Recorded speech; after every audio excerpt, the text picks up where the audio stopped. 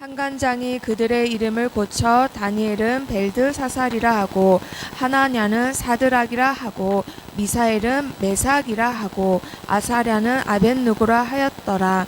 다니엘은 뜻을 정하여 왕의 음식과 그가 마시는 포도주로 자기를 더럽히지 아니하리라 하고 자기를 더럽히지 아니하도록 한간장에게 구하니. 아멘. 자, 우리 랩런트들 벌써 9월이 되었습니다. 자, 9월 한 달 동안 우리 랩런트들에게 응답될 말씀은 바벨론 시대예요. 자, 바벨론 시대는 지금처럼 굉장히 문명이 발달하고 특별히 건축과 모든 문화적으로 굉장히 발달해서 지금도 학자들이 불가사의라고 할 정도로 발달한 시대예요. 지금 우리 4차 혁명 시대를 맞이한 우리 랩런트들하고 지금 말씀이 딱 맞아 떨어져요. 자, 그러면 이 시대를 이끌어간 랩런트가 또 한 명 있었습니다. 그 랩런트 이름을 뭐라고 하냐면요, 다니엘이라고 해요. 자, 이번 주 우리 랩런트들은 다니엘과 같은 응답을 받을 거예요. 자, 그러면 어떤 응답을 받았나, 다니엘이? 자, 먼저 성경은 어떻게 시작되느냐?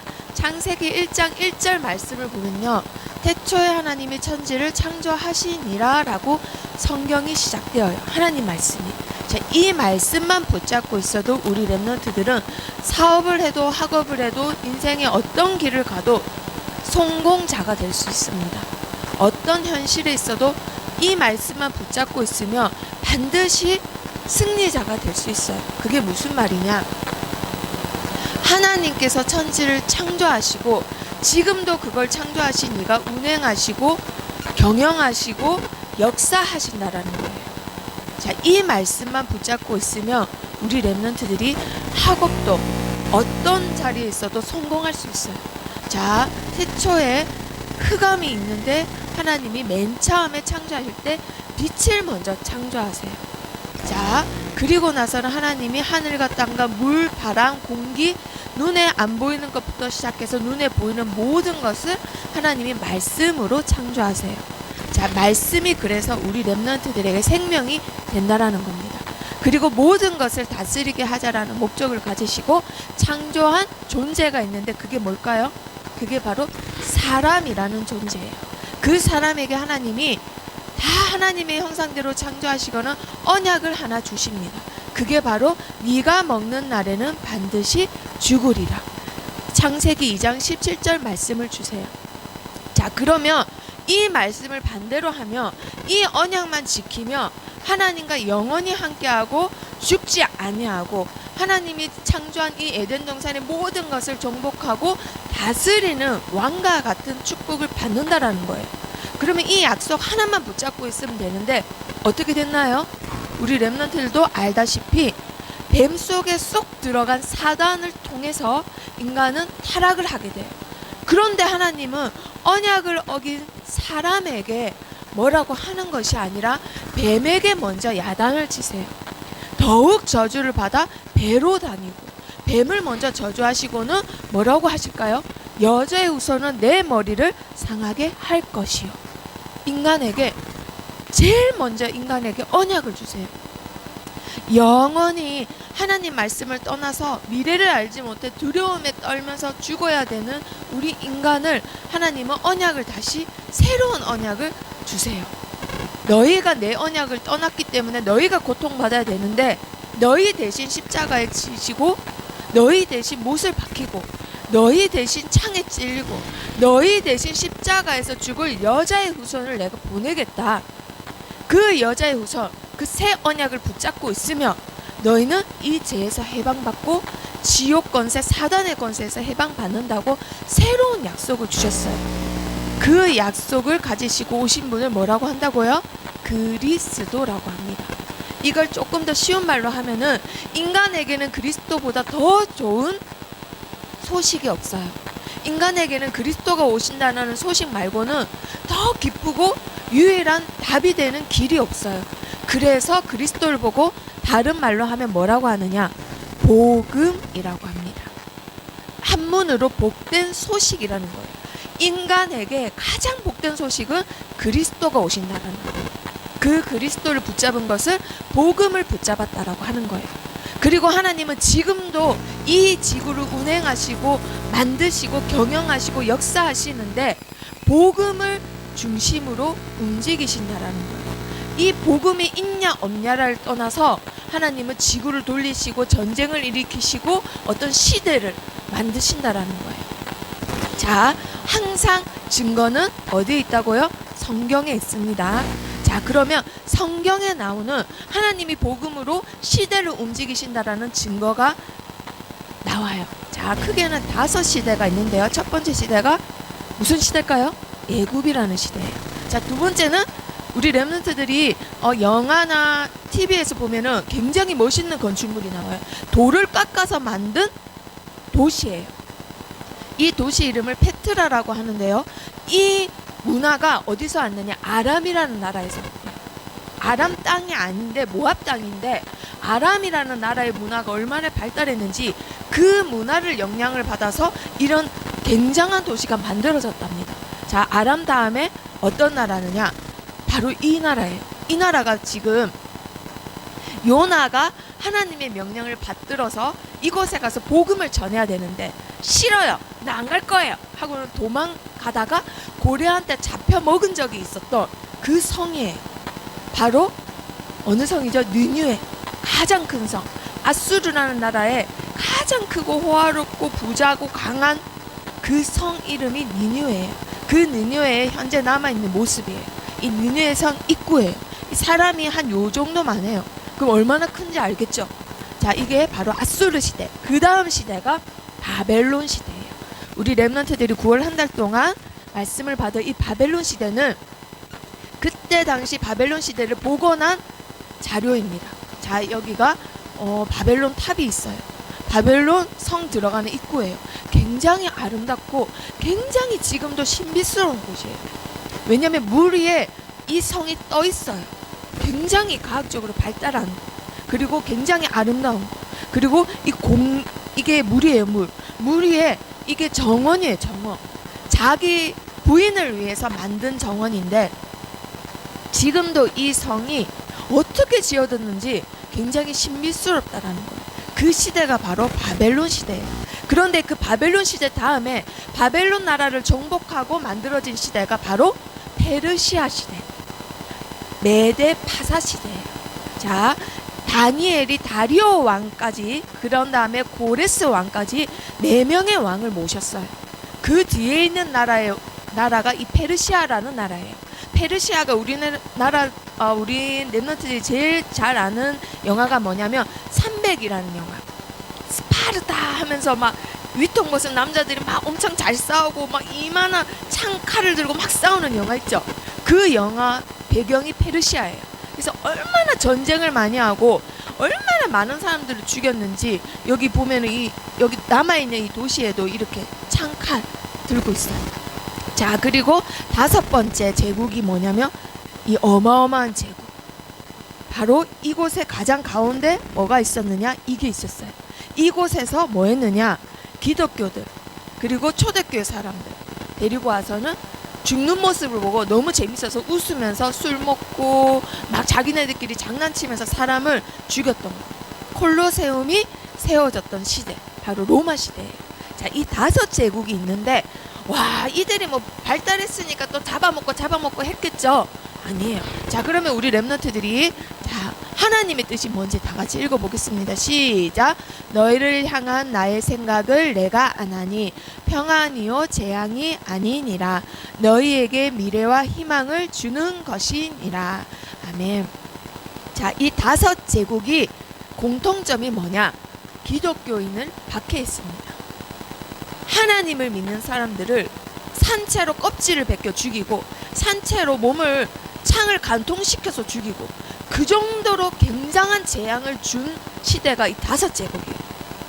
그러면 하나님이 살아계시며 왜 이 시대들을 일으켜가지고는 잘 먹고 잘 살고 있는 하나님의 자녀들을 왜 괴롭히고 왜 죽이냐 이 말이에요.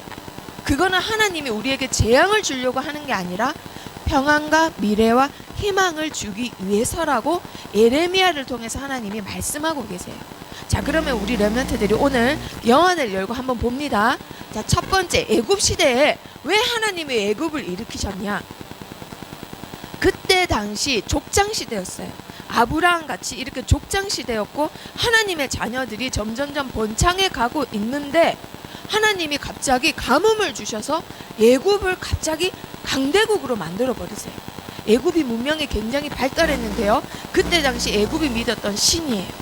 라라고 해요. 우리가 잘 알고 있는 이름은 호루스고, 그리고 출애굽기에는 에톰이라고 나와요.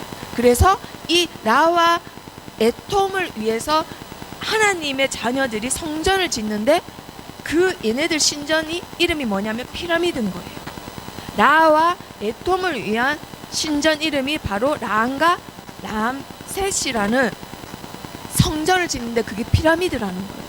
자, 그런데 그때 하나님이 미리 보낸 렘넌트가 있었어요. 복음을 들고 갈 자, 그 자 이름이 누군가요? 바로 요셉이에요.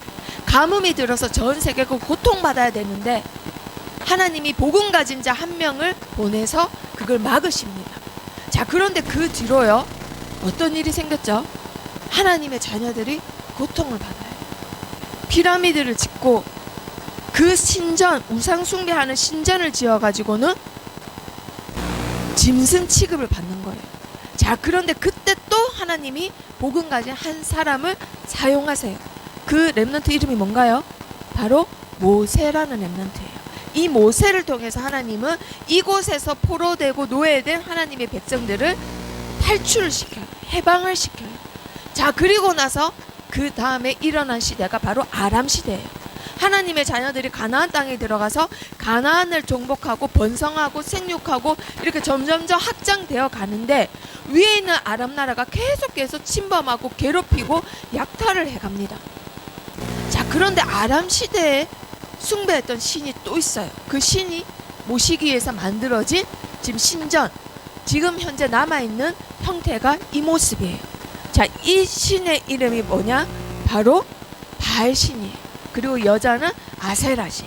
바알과 아세라 신이 뭐냐? 농경의 신, 풍요의 신이에요.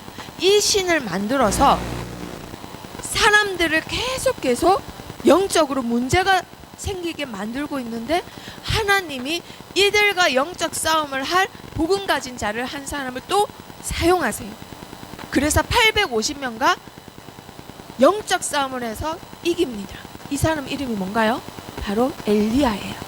자, 그런데 이 사람 다음으로 싸우지도 않고 아람 군대가 쳐들어왔는데 그 아람 군대를 싹 다 이겨서 다시는 이 사람이 살아있을 때까지는 쳐들어오지 못했다고 한 사람, 이 사람 이름 뭔가요? 엘리사예요. 자, 그런데요, 이게 너무너무 중요해서 이런 분들을 많이 보호하고 만들어야 되겠다라고 다짐했던 산업인이 있었어요. 그 산업인 이름이 뭔가요? 오바다예요. 자, 이렇게요, 하나님이 각 시대마다 복음 가진 자 한 사람 한 사람을 들어서 그 시대를 이끌어가게 하세요. 우리 때문에 우리를 죽이려고, 우리한테 고통을 주려고 이 시대가 오는가 보다라고 생각을 했는데 그게 우리의 착각이었다라는 거예요. 하나님은 우리의 미래를 위해서 주셨던 기회였던 거예요. 복음만 가지고 있으면 이 시대를 얼마든지 이끌고 가는데 복음이 없었기 때문에 우리가 놓쳤던 거예요. 자, 세 번째 시대, 아수르 시대가 됐습니다. 아수르 사람들은 얼마나 잔인하느냐. 드디어 제국 시대가, 폭력 제국 시대가 도래했다고 학자들이 지금도 말을 하고 있어요. 너무너무 잔인한데 지금 아수르 시대의 유물에 지금 발견된 모습이에요. 지금 아수르 군사들이 사람들을 공중에 매달아서 산채로 창을, 몸을 관통시키고 있는 거예요. 이게 이만큼 잔인했던 나라가 아수르 시대예요. 그러니까 요나가 우리나라 사람을 이렇게 괴롭혔던 나라 사람들한테 복음을 전해서 구원받는 거 절대 싫습니다. 그래서 안 갔던 거예요. 자, 그런데요, 아수르 시대 사람들이 숭배했던 신이 뭐냐? 바로 이 신이에요. 항소 몸에다가 사람에다가 뒤에 날개까지 있는데 이 신 이름이 바로 라마수라고 합니다. 이렇게 생겼어요. 자, 이런 걸 들고 있어요. 자, 우리 렘넌트들 한번 잘 보세요. 지금 현재 우리 렘넌트들이 좋아하는 아이돌의 뮤직비디오에 이런 게 막 나와요. 똑같아요.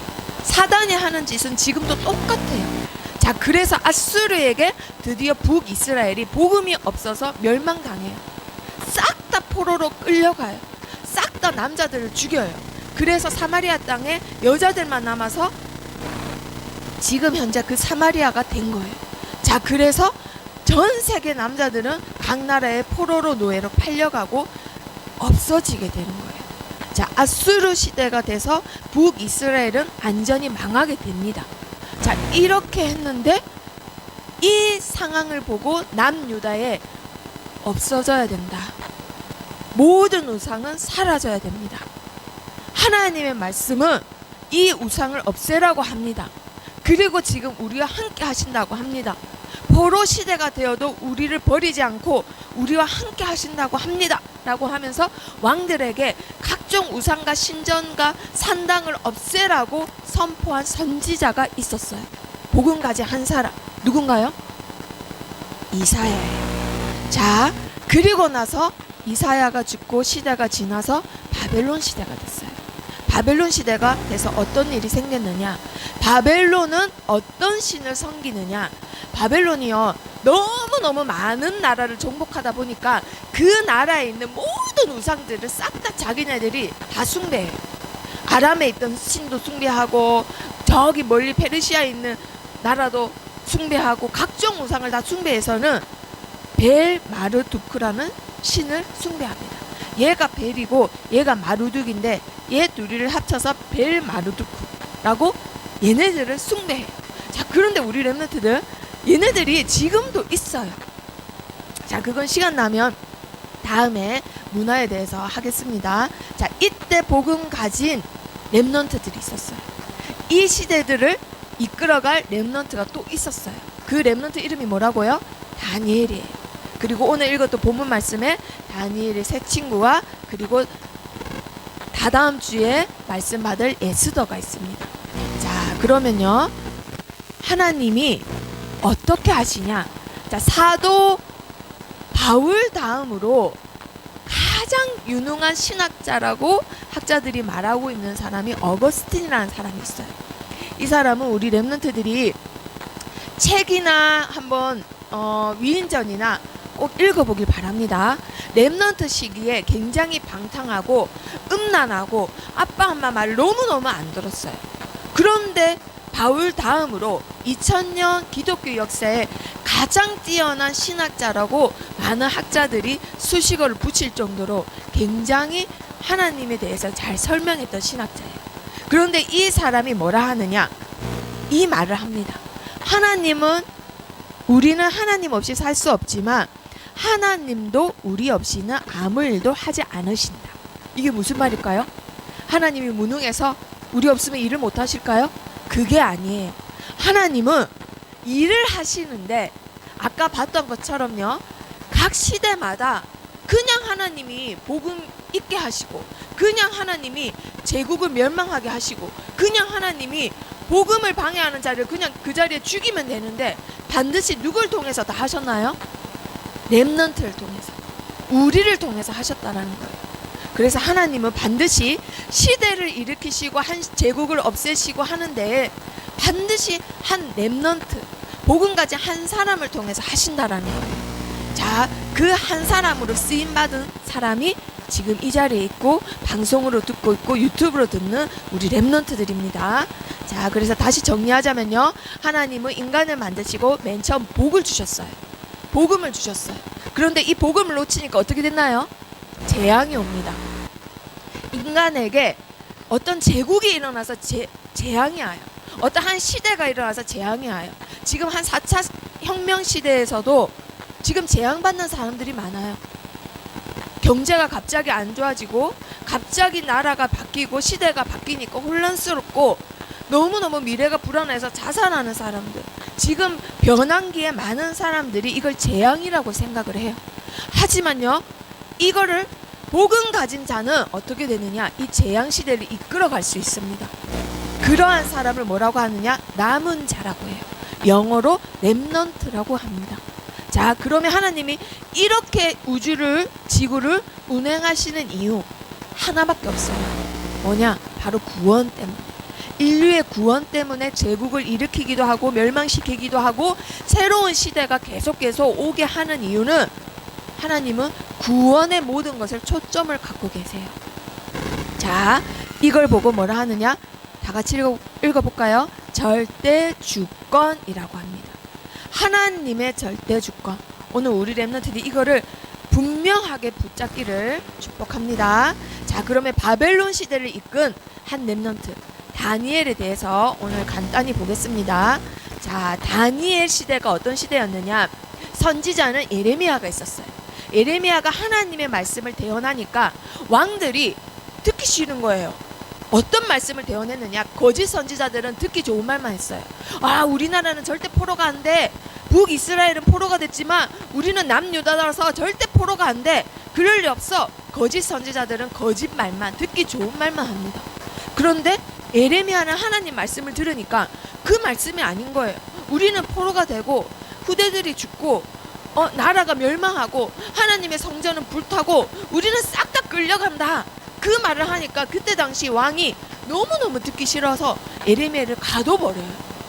자, 그래서 예레미야가 자기의 제자를 통해서 서기관을 통해서 말씀을 대언하게 해요. 그래서 사람들 있는 데서 막 이 예레미야가 적어준 말씀을 막 이렇게 읽습니다. 이러니까 사람들이 그 말씀을 듣고는 소문이 나기 시작했어요. 그걸 누가까지 들었느냐? 그때 당시 왕이었던 요야김 왕까지 듣게 돼요. 자, 이 왕이 듣고는 그걸 가져오너라 해서는 이 말씀을 읽어보고 회개하고 웃을 찢었던 자기 아빠처럼 안 하고 어떻게 하느냐? 그 말씀을 찢어가지고는 불에 태워버려요. 그리고 나서는 우리는 절대 안 망해, 보란 듯이 안 망할 거야 하고는 엄청 큰 궁궐을, 왕궁을 지으려고 할 때에 바벨론이 쳐들어옵니다. 그때 왕이 누구냐? 바로 느부갓네살 왕이었던 거예요. 느부갓네살 왕이 와서는 하나님의 성전을 불태워버리고 포로들을 3차례로 끌고 가요. 자, 그런데요, 맨 처음 끌고 갔던 포로들이 누구냐? 이스라엘 백성들 중에 귀족들, 왕족들, 그 중에 똘똘한 사람들만, 똑똑해 보이는 사람들만 끌고 갑니다. 이렇게 끌고 가서는 하나님의 성전에 있는 기구들까지 다 뺏어가지고는 가요. 자, 그러면 다 같이 읽어볼까요? 시작. 유다왕 여호야김이 다스린 지 3년이 되는 해에 바벨론 왕 느부갓네살이 예루살렘에 이르러 성을 에워쌌더니, 아멘. 이게 바로 다니엘서 1장 1절 말씀이에요. 다니엘서 1장 1절 말씀이 이렇게 시작돼요. 다니엘서 누가 적었을까요? 누가 지었을까요? 하나님의 성령으로 감동돼서 다니엘이 적은 하나님 말씀이에요. 자, 그런데 이 말씀이 이렇게 시작됩니다. 나라가 망한 것부터 시작돼요. 자, 그리고 중요한 말씀이 2절에 나와요. 다 같이 읽어보겠습니다. 시작. 주께서 여호야긴과 하나님의 전 그릇 얼마를 그의 손에 넘기심에, 자, 유다왕 여호야김과 왕가 하나님의 성전에 있는 그릇을 누구 손에 넘기셨을까요? 느부갓네살 왕, 바벨론의 왕한테 누가 넘겼다고요? 주께서. 느부갓네살 왕이 힘이 세져서 뺏어간 게 아니라는 거예요. 인간이 어떤 유능한 면 때문에, 아니면 어떤 눈치 때문에, 어떤 갖고 있는 특혜 때문에 뭔가 잘 되고 있는 게 아니라는 거예요. 다 하나님이 하신다는 거예요. 하나님이 한 시대를 일으키시고 새로운 시대를 만드시고 어떤 제국을 일으키시고 하는 거는 다 하나님의 주권에 있다라는 거예요. 이게 바로 다니엘서의 주제입니다. 주제. 다니엘이 다니엘서를 하나님의 감동으로 적을 때에 나라가 망했다. 그런데 그건 하나님이 하신 것이다. 그리고 크신 하나님, 이러면서 고백을 하는 게 바로 다니엘이에요. 다니엘서가 그걸 말하고 있는 거예요. 한마디로 다니엘이라는 렘넌트는 뭘 가장 강하게 붙잡았느냐? 하나님의 절대 주권을 붙잡았다는 거예요. 절대 주권 속에 있는 하나님의 축복과 응답과 언약을 보고는 그것을 미리 봤던 렘넌트가 바로 다니엘이에요. 자, 자, 하나님의 절대 주권 속에 이스라엘이 망했지만요, 많은 렘넌트들과 소년들이 그 먼 나라로 끌려갑니다. 지금 자동차 타고 버스 타고 쉽게 가는 거 아니에요.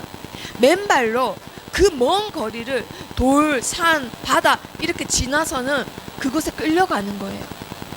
내 자유 없습니다. 의지 없습니다. 내 거 없습니다. 노예예요, 노예. 그래서 이 바벨론에 끌려온 많은 소년들이 갑자기 바뀐 환경과 갑자기 바뀐 시대와 갑자기 바뀐 제국에 너무너무 혼란스러워요. 지금 우리나라 렘넌트들도 똑같은 거예요. 공부가 바뀌고 코로나 시대 때문에 갑자기 바뀌고 갑자기 내 생활 패턴이 바뀌고 내 미래는 어떻게 되지? 이제 앞으로 뭐 해야 되지? 너무너무 혼란스럽다라는 거예요. 그런데 그 혼란스러운 중에 어떤 렘넌트들은 너무너무 힘들어, 그냥 죽는 게 낫겠어, 이런 렘넌트들이 있어요. 그리고 어떤 렘넌트들은 왜 하필 여태까지 잘 살다가 왜 내가 이때 코로나인 거야, 왜 내 이때 4차 혁명 시대인 거야, 난 컴퓨터도 잘 못하고 창의력도 없는데 귀찮아, 이런 렘넌트들이 있어요. 자, 그런데요, 언약 가진 렘넌트는 어떻게 하느냐, 절대 주권을 인정하는 렘넌트는 어떻게 하느냐, 하나님의 뜻을 발견하는 거예요. 이거 하나님이 하신 일인데, 이 코로나 시대 하나님이 하신 건데, 교회에 못 모이고 렘넌트들이 4차 혁명 시대에 공부가 갑자기 바뀌고 앞으로 시대가 계속 바뀌고 직장은 없다 하고 앞으로는 평생 직장 없다 하고 영원한 나라도 없다 하고 다 국경도 없다 하고 왜 갑자기 이렇게 됐지? 하나님이 왜 이렇게 만드셨지? 분명히 하나님이 하셨는데 하고는 하나님 말씀을 묵상을 해요. 다니엘이 하나님 말씀을 묵상을 하다가 한 가지 깨닫게 됩니다. 뭘 깨닫게 될까요? 깜짝 놀래요. 왜 갑자기 바벨론 제국이 갑자기 강대국이 됐는지. 사실은 아수르 나라가 훨씬 힘이 셌어요. 싸움도 잘하고 완전히 걔네들은 그냥 모든 백성이 다 싸우는 백성이에요. 그런데 왜 갑자기 약했던 바벨론 나라가 갑자기 강해져서는 아수르 나라도 이기고 왜 갑자기 이렇게 되지? 왜 우리나라가 포로로 끌려갔지? 말씀을 읽는 중에 깨닫게 됩니다. 포로로 끌려온 이유를 깨닫게 돼요. 그 포로로 끌려온 이유가 뭔가요? 선지자를 세워서 계속 말을 하고 기회를 주고 하나님 포기하지 않으시고 계속해서 조금만 회개해도 무조건 봐주겠다 했는데도 하나님의 말씀을 버립니다. 말씀을 버리고 복음이 사라졌기 때문에 포로가 됐다라는 사실을 다니엘이 깨닫게 돼요. 자, 그런데요, 포로로 온 소년들은 그때 당시 뭘 해야 됐냐면요, 이게 현재 그때 당시의 사진이에요. 바벨론 신정, 아까 보여줬던 벨 마르두크 그 우상을 섬겼던 신전이 지금 남아있는 유적이에요. 자, 끌려온 소년들이 뭘 했느냐, 이 마르둑한테 그 제사를 드렸던 음식을 먹어야 됐어요. 3년을 얘한테 제사를 드리기 위해서 포도주랑 고기랑 이런 걸 올리잖아요. 그걸 먹어야 됐어요. 그리고 그걸 먹으면서 왕한테 도움이 되기 위해서 공부도 하고 그 나라 말도 익혀서 3년 뒤에 왕 앞에 갔을 때 그 중에 왕한테 뽑힌 사람이 왕의 재정을 보고 왕의 싱크탱크가 되는 거예요. 왕의 비서가 되는 거예요. 그래서 귀족 출신이었던 다니엘과 다니엘 세 친구가 이 마르독한테 예배를 드렸던 그 신전에서 모셨던 그 음식, 떡, 고기, 포도주, 이걸 먹고 공부하고 3년 뒤에 왕 앞에 나가야 돼요. 이게 그때 당시 끌려온 소년들의 삶이었어요. 자, 그런데요, 절대 주권을 인정한 바벨론의 많은 포로들이 끌려왔는데 왕이 지정한 음식을 먹고는 3년 뒤에 왕을 만나야 되는데 다니엘이 그 상황, 그 현실에서 절대 주권을 인정합니다. 느부갓네살 왕이 힘이 세. 바벨론 제국은 어마어마해. 수많은 사람들, 수많은 인재가 있어. 이곳에 내가 왕 앞에 잘 보여야 돼. 그래서 내가 서밋이 돼야 돼. 그게 하나님이 원하는 게 아니겠어? 그래서 잠깐만 하나님, 우상한테 받들어졌던 음식 제가 300년 먹고 제가 서밋이 되면 전도할게요, 선교할게요, 3년만 먹을게요, 그랬을까요?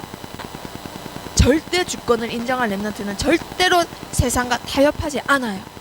그래서 다니엘은 생각을 합니다. 그래, 결심했어. 이거를 만드신 이도 하나님이야. 바벨론을 세우신 이도 하나님이야. 이 문제를 만드신 이도 하나님이야.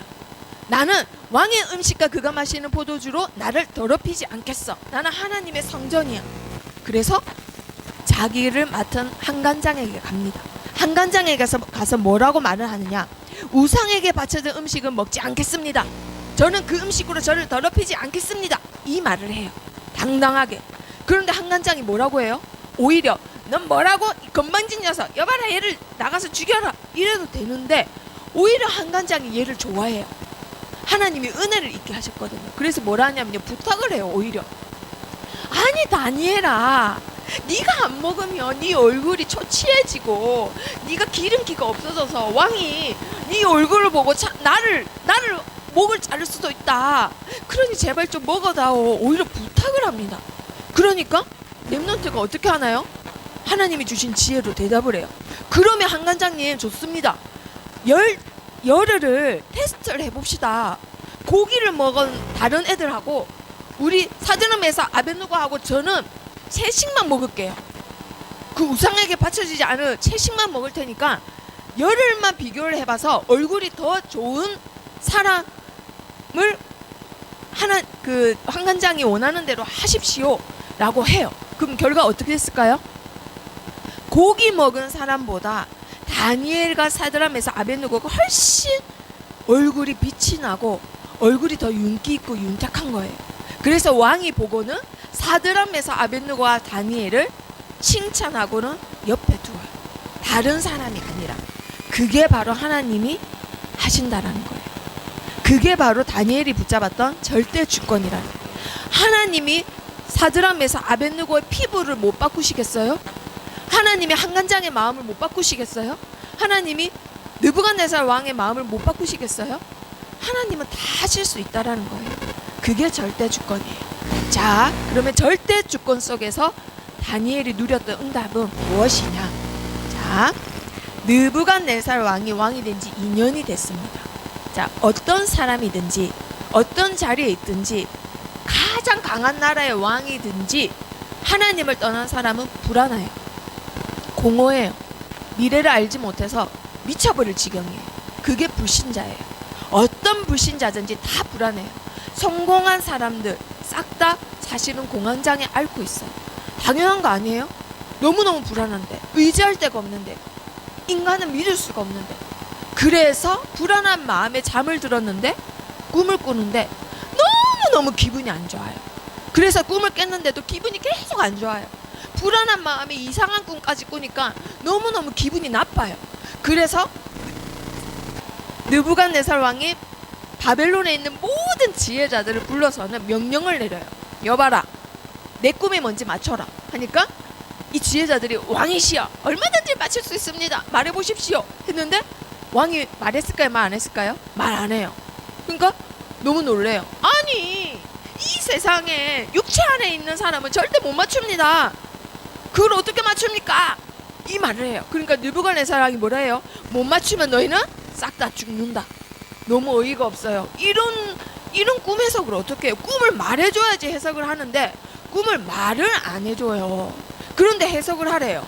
그런데 해석을 못하니까 어떻게 하느냐? 느부갓네살 왕이 여봐라, 싹 다 죽여버려라. 이 나라에 있는 모든 지혜자들을 다 죽여버려라. 그래서 근위대장 아리옥이 다 죽이고 누구한테까지 가느냐? 다니엘한테까지 가는 거예요.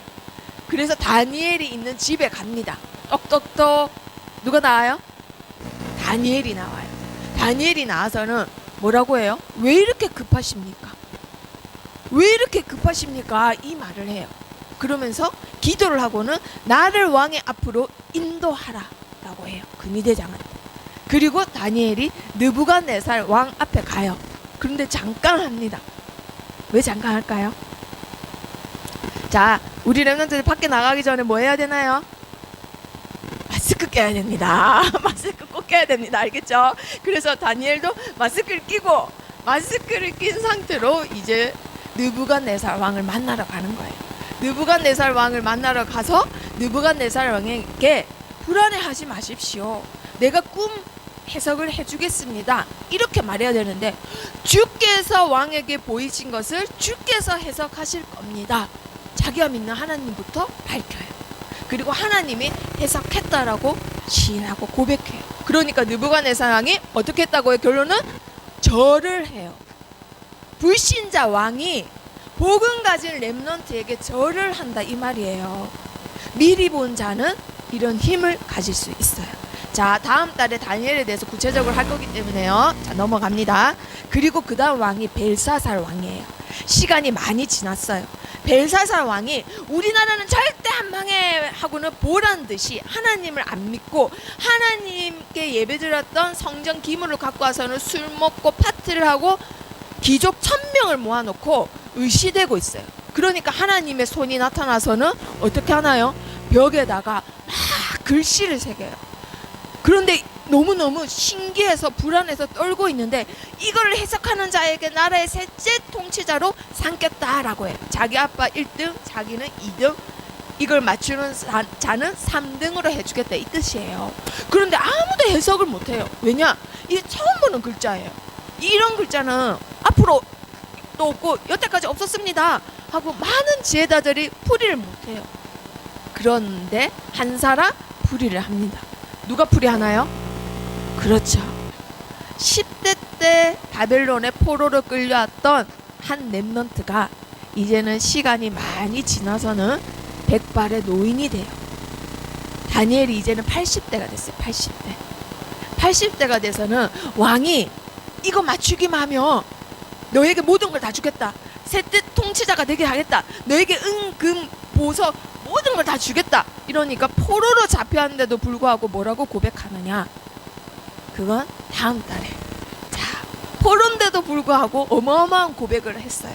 그리고 나서는 결국은 어떻게 됐을까요? 셋째 통치자가 되고 그 해석을 들은 벨사살 왕은 그날 밤에 죽습니다. 그리고 나서 세 번째 왕, 다리오 왕 시대가 됐어요. 자, 세 번째 왕이에요. 이 나라에서 아마 정치를 제일 오래 한 사람이 아마 다니엘이었을 거예요. 그러니까 많은 뛰어난 정치가들이 시샘을 하고 질투를 해요.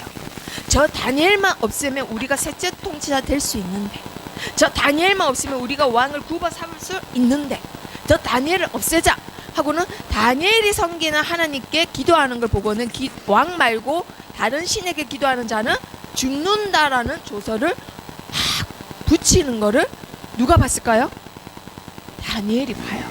다니엘이 왕의 조서가 왕의 도장이 찍힌 것을 알고도 자기 집으로 돌아가서는 위에 올라가서 전에 하던 대로 하루에 3번씩 양치질을 했대요. 맞아요? 하루에 3번씩 방구를 꼈어요. 맞아요?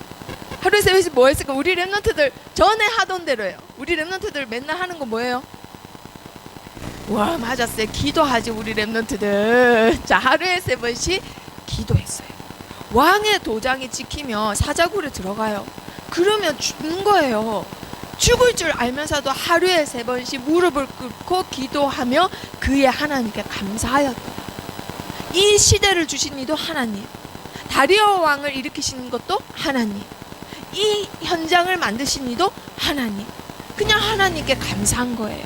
자, 결과는 어떻게 됐느냐? 그것도 다음 달에요. 자, 그래서 정리하겠습니다. 첫 번째, 다 같이 읽어봅니다. 시작. 복음 없는 재앙시대가 온다. 자, 우리 렘넌트들 복음 놓치면 재앙시대 옵니다. 그럼 우리 렘넌트들 어떻게 해야 되느냐? 하나님의 절대 주권 붙잡자.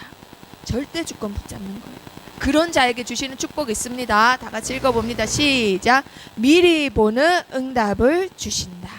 자, 우리 렘넌트들 오늘 절대 주권, 미리 보기 이 2가지만 붙잡으면 됩니다. 자, 그러면 다니엘이 있었던 애굽 시대. 자, 다니엘이 있었던 바벨론 시대가 오기 전에 첫 번째 어떤 시대가 있었나요? 바로 애굽 시대가 있었어요. 자, 애굽 시대 다음으로 어떤 시대가 있었죠? 아람 시대. 자, 애굽 시대 그 다음에 아람 시대.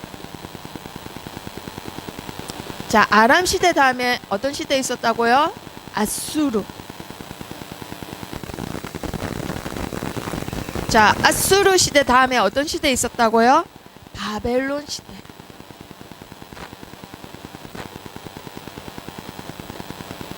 자, 바벨론 시대 다음에 메데 바사. 자, 우리 지금 현대말로는 페르시아라는 나라의 시대가 옵니다. 고레스 왕 때요. 자, 그리고 나서는 헬라 시대가 와요. 헬라가 지금 말하면 그리스 시대예요. 그 다음에 어떤 시대가 올까요? 그 다음에 신약의 로마 제국 시대가 와요. 자, 이 제국 시대가 지금 말하면 우리로 따지자면 1차 산업혁명, 2차 산업혁명, 3차, 4차 산업혁명이에요.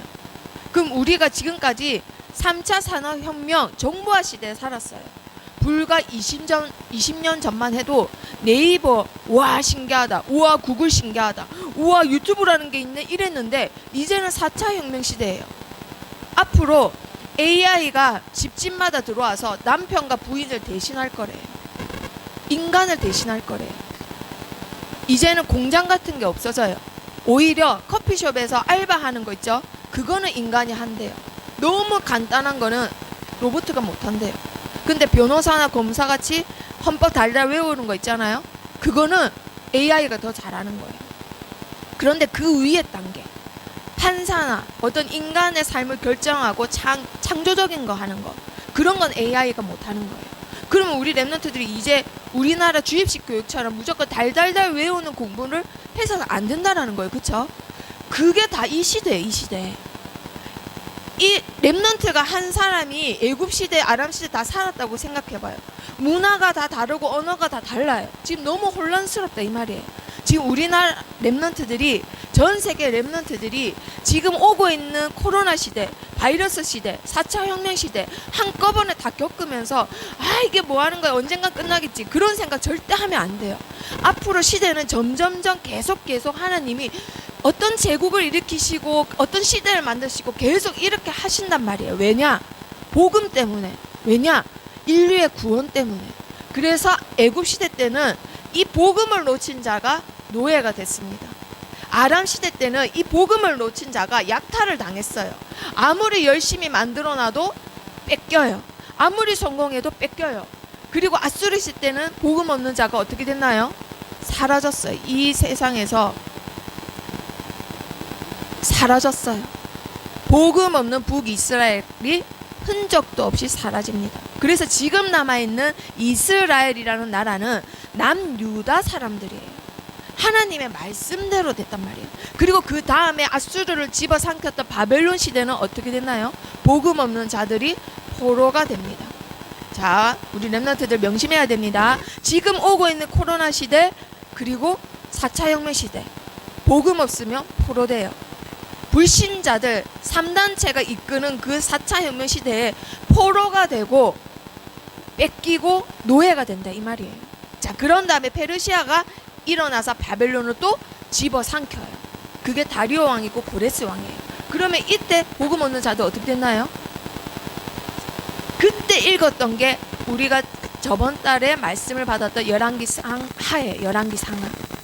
너무너무 말씀대로 됐다는 걸 그때 대사에 후회하고는 예배를 사모하게 돼요. 그때 하나님이 복음을 회복시키시고 성전을 회복시키시고 성전을 채울 예배를 회복시키셨어요. 자, 근데 그게 말씀대로 됐다는 거. 그리고 헬라 시대는 하나님이 일부러 그리스라는 나라를 일으키세요.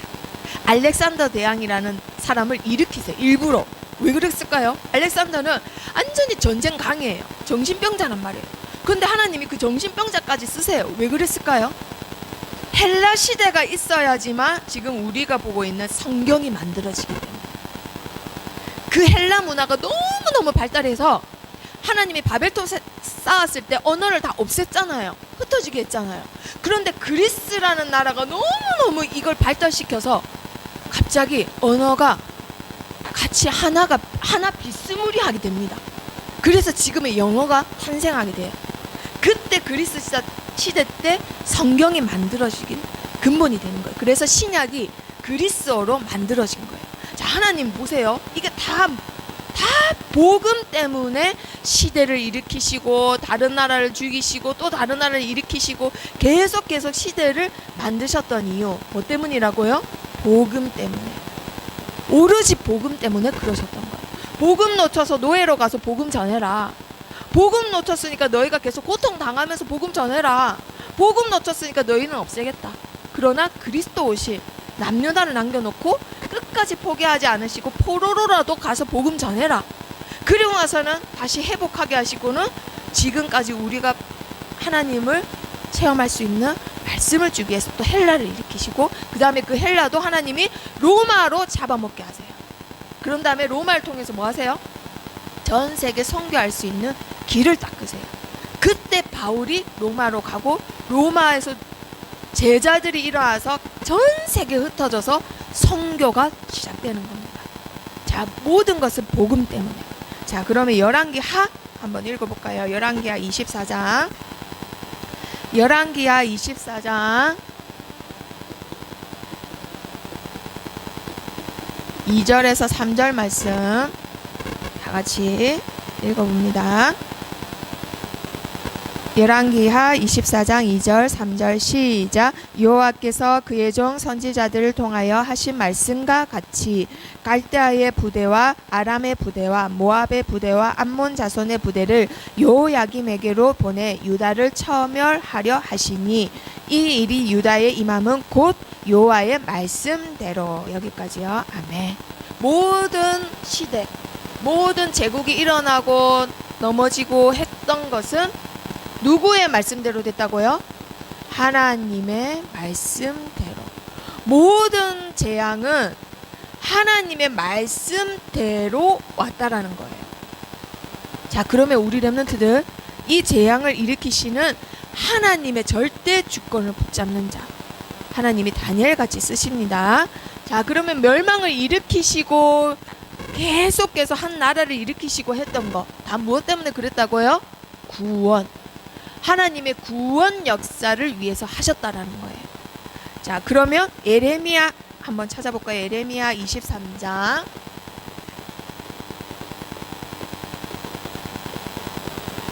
항상 우리의 근거는 하나님 말씀입니다. 예레미야 23장 5절 6절 다 같이 읽어봅니다. 시작. 여호와의 말씀이니라.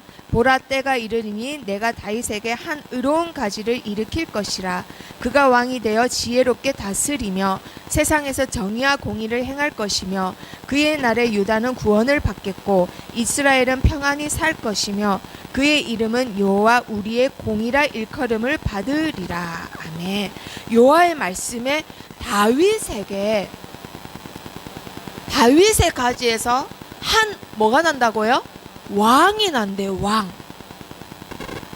이 예레미야가 지금 하나님의 말씀을 선포하다가 갇히고 핍박받는데 너희가 포로된다 잡혀간다라는 말씀을 전하면서 하나님이 이 말씀을 또 주세요. 그래도 나는 너희를 포기하지 않는다. 그래도 너희는 구원받는다.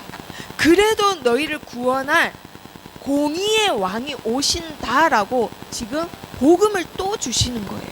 그러면 이 왕이 누구세요? 모든 우리 렘넌트들 잘 보세요. 모든 제국은 영원한 나라는 있었어요? 없었어요? 없었어요. 영원한 나라는 없어요.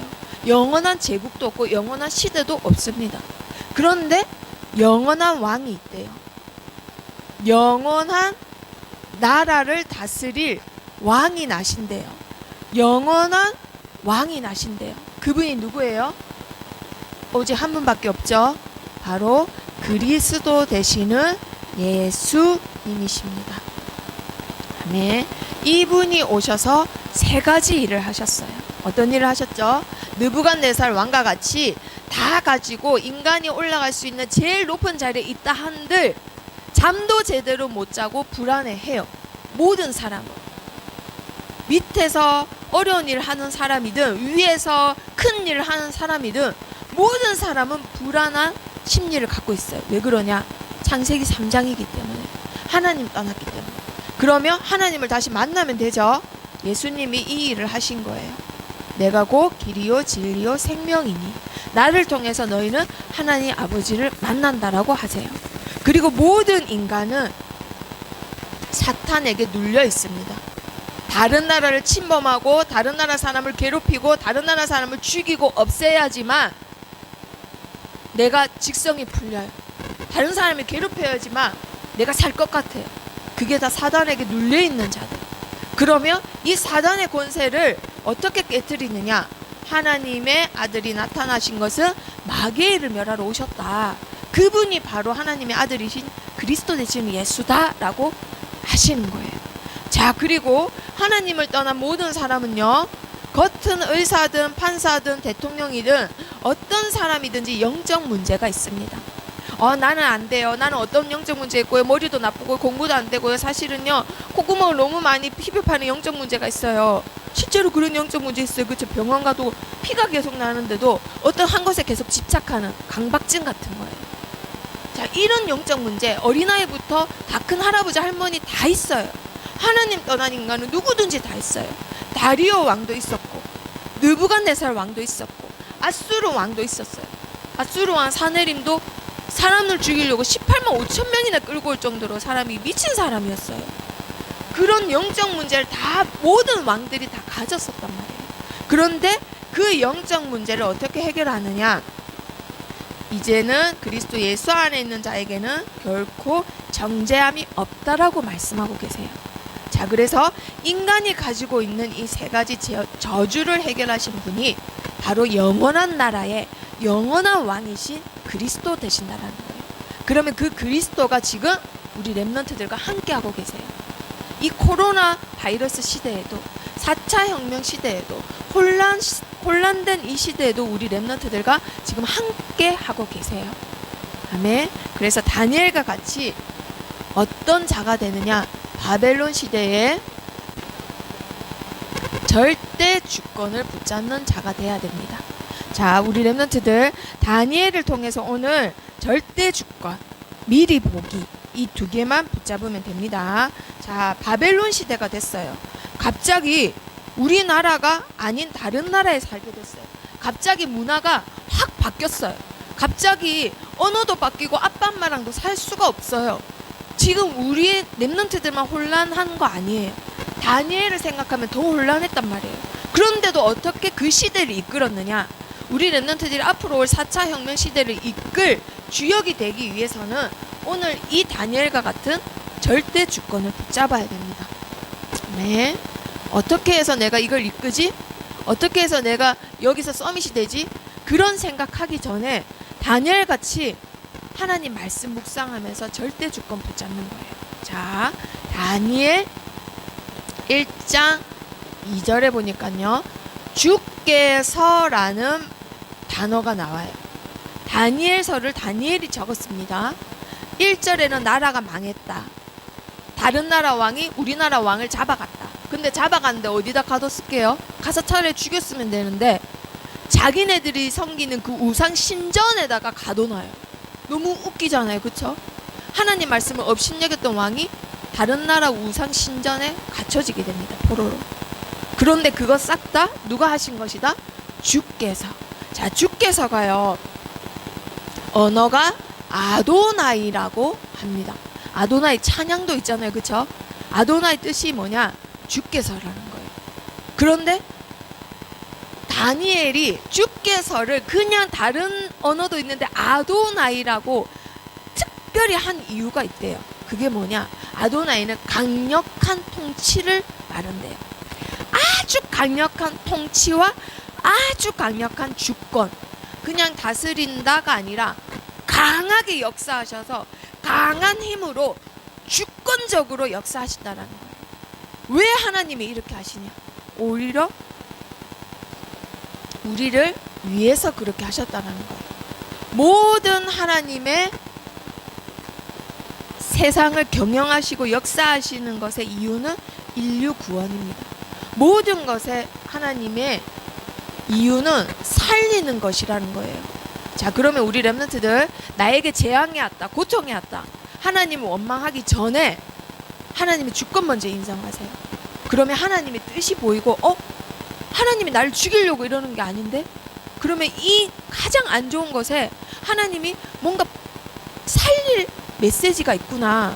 주위의 친구를 한번 돌아보고 가족을 돌아보고 한번 돌아보면 살릴 사람이 너무 많다라는 거예요. 자, 하나님의 항상 목적은 살리는 겁니다. 자, 절대 주권을 붙잡았다. 그러면 모든 세상의 경영과 역사의 주인공이 힘센 사람일까요? 어떤 한 왕일까요? 절대 아닙니다.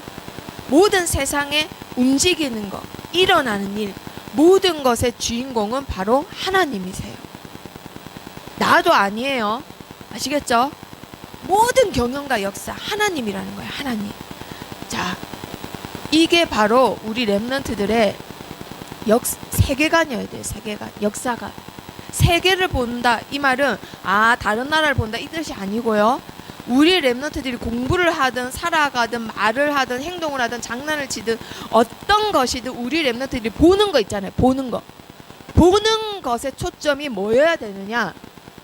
이거여야 돼. 이거. 와, 하나님. 와, 하나님. 이것도 하나님. 저것도 하나님. 모든 것의 주인공은 하나님이에요. 내가 아니라. 어떤 힘센 사람, 연예인 이런 거 아니라 돈 많은 사람, 뭐 큰 사람, 성공한 사람이 아니라 하나님이에요. 하나님. 자, 다니엘이요. 예쁨 받아서 이름을 바꿨어요. 바벨론식으로. 그런데 바벨론식으로 뭐라고 바꿔줬냐면 벨드사살이라고 이름을 바꿨대요. 자, 그런데요. 벨드사살 이름 뜻이 뭐냐면요. 아까 보여줬던 그 바벨론의 우상 벨 있잖아요. 벨. 그 벨이 너를 보호하신다라는 이름을 지어줄 거예요. 이거는 굉장히 귀한 이름이에요. 그 나라에서는. 왜냐하면 벨사살 왕이 이름이 뜻이 뭐냐면 벨이 왕을 보호하신다라는 거예요. 그러면 한낱 포로인데 이 이름을 지어줬다는 거는 굉장히 예쁨 받았다는 거예요. 특혜를 받았다는 거예요. 그러면 당당하게 사람들한테도 내 이름은 벨드사살이야 이래야 되는데 다니엘은 한 번도 자기 자신을 나 벨드사살이야 라고 한 적이 한 번도 없어요. 자, 그럼 한번 볼까요? 8장 1절 한번 찾아보겠습니다. 다니엘 8장 많이 나오는데요. 8장 1절 한번 보겠습니다.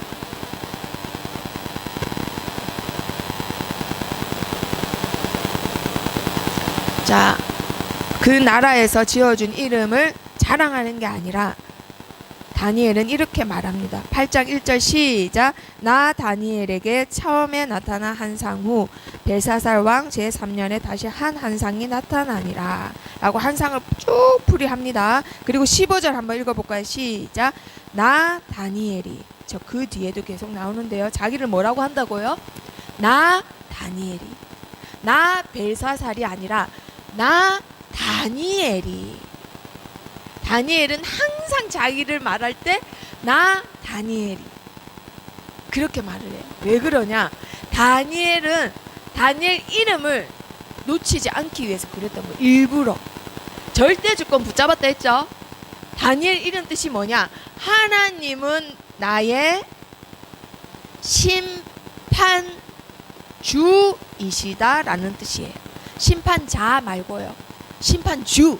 나의 주인도 되시면서 모든 것을 심판하시는 모든 주권을 가지신 심판주라는 뜻이에요. 그래서 항상 자기 이름을 걸고 살았던 사람이 다니엘이에요. 어떤 왕 앞에 서도 나는 당당해. 왜? 나는 하나님 앞에 선 자야. 하나님이 이분도 심판하시고 나도 심판하셔. 나는 벨드사살 아니야. 나는 다니엘이야. 벨사살 왕이 금은 보석 다 주겠다 해도 왕이나 그거 가지십시오. 왕이 이 자식의 건방지게 죽일 수도 있어도 하나님 앞에서 항상 나는 왕이 준 음식으로 나를 더럽히지 않겠습니다. 왜? 나 다니엘은 하나님은 나의 심판주시다. 이렇게 하는 왕도 심판하고 나도 심판하시는 거. 나는 항상 하나님 앞에서. 그래서 바벨론 사람은 벨드사살이라고 불렀지만 다니엘은 항상 나 다니엘은 그걸 놓치지 않는 거예요. 우리 렘넌트들 이거 중요해요. 나의 정체성 놓치면 절대 안 됩니다. 아시겠죠? 나는 렘넌트야. 나는 하나님 자녀야. 나는 이 세상의 모든 절대 주권을 가지신 심판주이신 하나님 자녀야. 이거를 어떤 환경이든 어떤 시대에 살든 놓치지 않으면 돼요. 그러면 다니엘 같은 축복을 받는 거예요. 자, 다니엘이 그리고 또 가장 많이 했던 말끝마다 고백합니다. 지극히 높으신 하나님. 그래서 벨사살 왕도 네가 믿는 하나님이 진짜구나. 느부갓네살 왕도 절을 하면서 네가 믿는 하나님이 찬신이다. 다리오 왕도 감동하면서 네가 항상 섬기는 하나님이 너를 보호하셨구나 하고는 오히려 백성 앞에서 다니엘 대신 하나님을 믿으라고 전도까지 해요.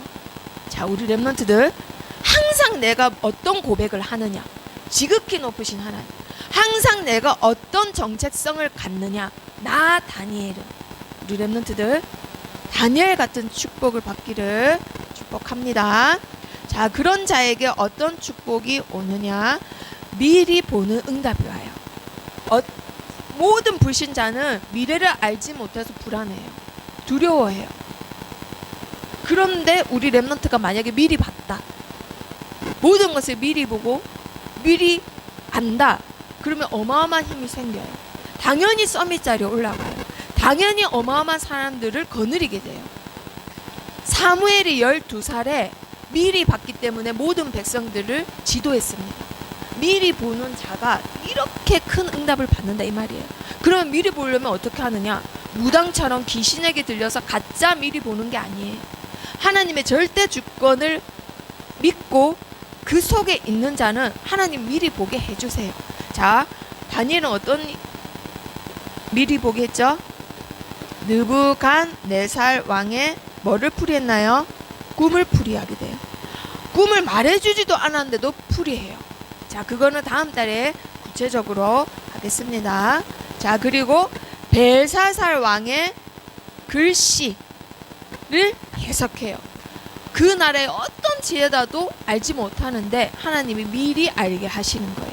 다니엘은 이미 미리 알고 있었어요. 자, 그리고 뭐 했죠? 다리오 왕 시대 때 모든 120명의 고관들이 있었는데 그 중에 포로로 왔는데도 불구하고 하나님이 주신 미리 보기 힘이 있으니까 그 중에 3명 총리에 뽑혀요. 그리고 나서는 그 중에서도 또 제일 유명한 총리로 뽑히게 됩니다. 그래서 고레스 왕이 와서는 그 다니엘에게 영향을 받고 네가 섬기는 하나님의 민족, 히브리 민족이 다시 너가 나라로 돌아가라 이렇게 하게 돼요.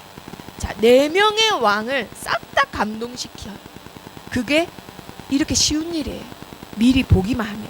근데 어떻게 미리 보느냐?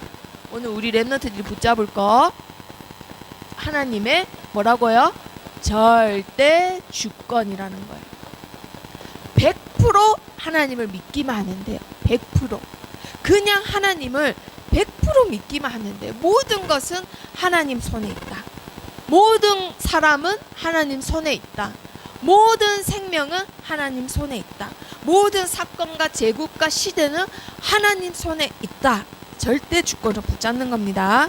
자, 그러면요, 모든 사람이 미래를 알지 못해서 불안해할 때 절대 주권을 붙잡은 렘넌트들은 어떻게 하느냐? 우리 렘넌트들 어떻게 하면 될까요? 그리스도에 집중하면 돼요. 자, 독일의 작가 중에 게테라는 사람이 있어요. 그런데 그 사람이 아주 재미난 말을 했습니다. 사람은 아무도 예측할 수 없잖아요. 그쵸? 이 아이가 나중에 어떻게 될지도 모르고 이 아저씨가 나중에 어떻게 될지도 모르고 사람 미래는 예측할 수 없는데 사람의 미래를 예측하려면 딱 하나만 보면 된다라는 말을 했대요. 그 게테라는 사람이. 어떻게 하면 예측할 수 있을까요? 어떻게 하면? 그 사람이 어떻게 시간을 보내느냐를 보면 그 사람의 미래를 예측할 수가 있어요. 자, 우리 렘넌트들은 지금 뭐 하나요? 내가 지금 뭐 하나요? 내가 시간을 어떻게 보내나요? 항상 불안해하면서 보내는지, 코로나 하면서 불안해하면서 보내는지, 아니면 그 불안할 시간에 그리스도에 집중을 하는지. 하물며 게테 같은 사람도 이렇게 미래를 보고 예측을 하는데, 너는 뭐가 되겠다. 와, 유능한 도사님이에요? 아니, 네가 어떻게 하는지 시간 보내는 거 하루 정도 같이 있어 보니까 알겠다 이 말이에요. 우리 렘넌트들이 시간을 어떻게 보내느냐에 따라서 미래가 바뀌어요. 그래서 우리 렘넌트들 오늘 내가 어떤 응답의 자리에 있느냐.